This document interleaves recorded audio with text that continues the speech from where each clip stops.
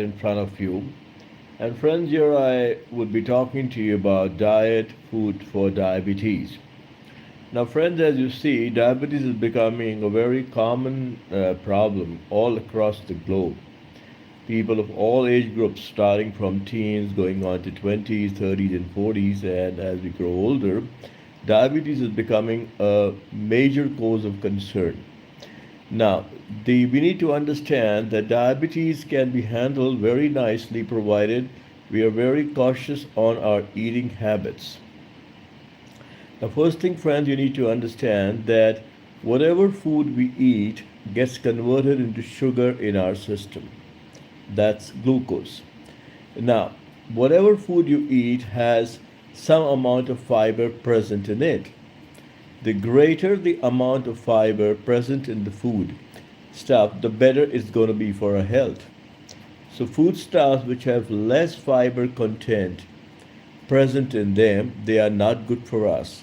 And foodstuffs which have more fiber content present in them, they are good for us. That is a standard fundamental principle you need to remember. Now, let's understand what do I mean by this fiber content. So the first thing you need to understand is glycemic index. Glycemic index is called as GI. Now, all foodstuffs on this planet Earth have a glycemic index in them. Some foodstuffs have a higher glycemic index, while others have a lower glycemic index.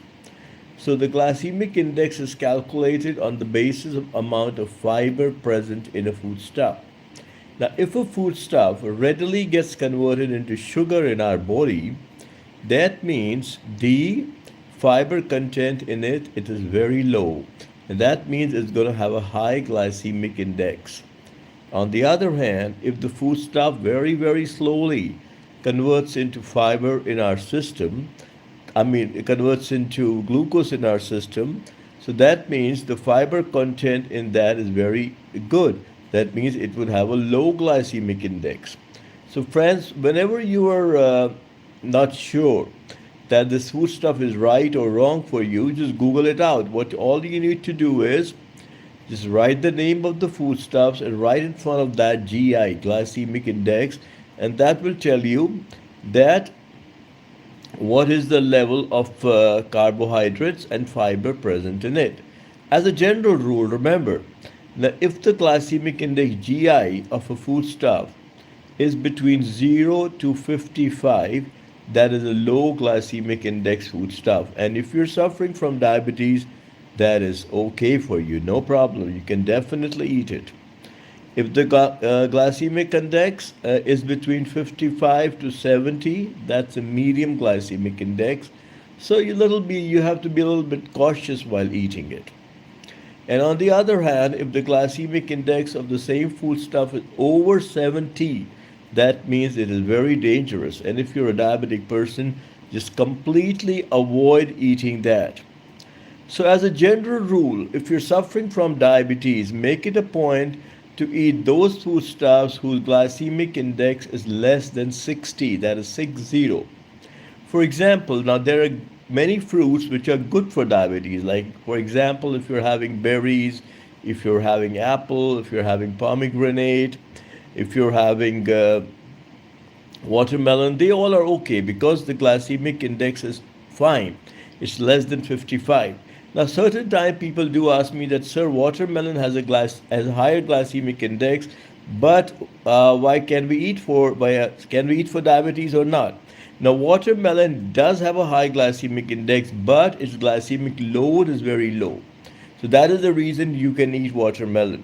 So, but other fruits like, for example, banana, mangoes, uh, chikus, they should not be eaten. Even jackfruit would not be good because of having a high glycemic index. So, friends, remember that number one, if you're suffering from diabetes, try to have those foodstuffs which have a low glycemic index and a low glycemic load also. Now, next thing you got to remember is that if you're suffering from diabetes, make it a point to avoid eating all those foodstuffs which are fried in nature. Foodstuffs which are fried, they have a higher glycemic index. For example, if you're having samosas or pakoras or puris or bhaturas, no, they are fried foodstuffs.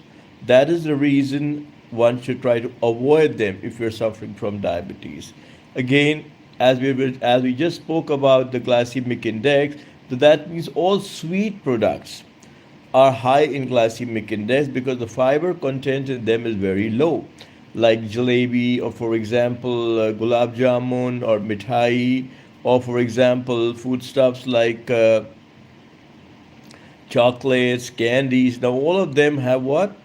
A very high glycemic index, which could be dangerous for you if you're suffering from diabetes.